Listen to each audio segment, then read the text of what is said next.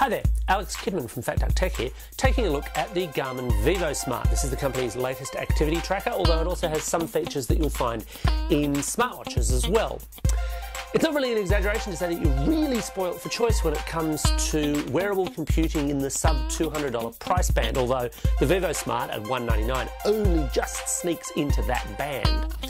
The Vivosmart is broadly reminiscent of LG's Life Band in that it's a circular slim band with a monochrome display and a bunch of additional features that cover timekeeping, that cover music playback, that cover alerts from your connected smartphone device. The band itself is quite a comfortable fit with a nice long loop and a good clasp mechanism. The only pain point with the Vivosmart is that it has this long loop piece that comes through, and as you're moving around it has a tendency to just kind of poke out or slide out.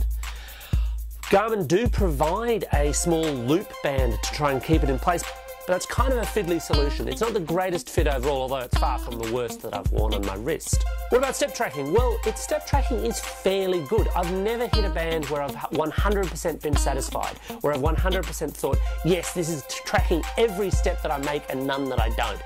But the Vivosmart fits within the fair category, I'd say, and I would also argue strongly that the objective of using an activity tracker like this is not necessarily having that 100% accuracy, although that would be nice. It's having that aggregate of data. It's being able to say each and every day, this is what I have done. If it's always out by the same percentage, then you've still got that broad historical data to play with. One of the issues with a lot of smartwatches, and because the Vivosmart acts as a watch, you can kind of call it a smartwatch, is battery life. A lot of smartwatches will only last a single day at that. The use of a monochrome display means that, like the Pebble, the Vivosmart can last for a number of days. Garmin reckons it's good for about 7. My own testing would suggest 5 is probably closer to the mark, but either is quite desirable. Either means that this is something you can just throw onto your wrist, even if you're travelling, head off somewhere, come back, not have to worry about taking its separate charge and clip with you, or not counting steps that you really wanted to count.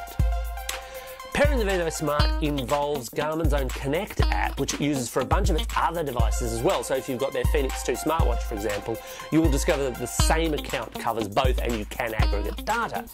But the Connect app itself is perhaps the weak link. It's not the strongest health app. It's not the best laid out.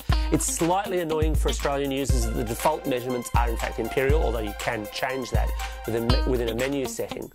I've also experienced some issues with pairing it, although it's always difficult with Bluetooth to see which side of the pairing handshake is actually failing.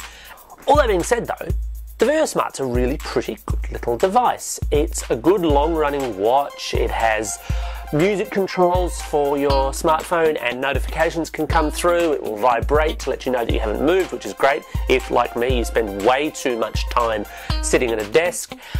My only other observation is that the pricing is perhaps a little bit on the high side at $199 outright. It's not a terrible price to pay for what is quite a good band, but the reality is that smartwatches, especially Android wear smartwatches, are curving downwards towards that kind of $200 price point, and you do get quite a lot more feature functionality, albeit not battery life, with those. Meanwhile, you've got simpler and cheaper bands hitting the more $100 price point. The Vivosmart's a good band, but it's not exactly an inexpensive one. And hey, if you've enjoyed this review, check out my other videos and hit the subscribe button. Go on, you know you want to.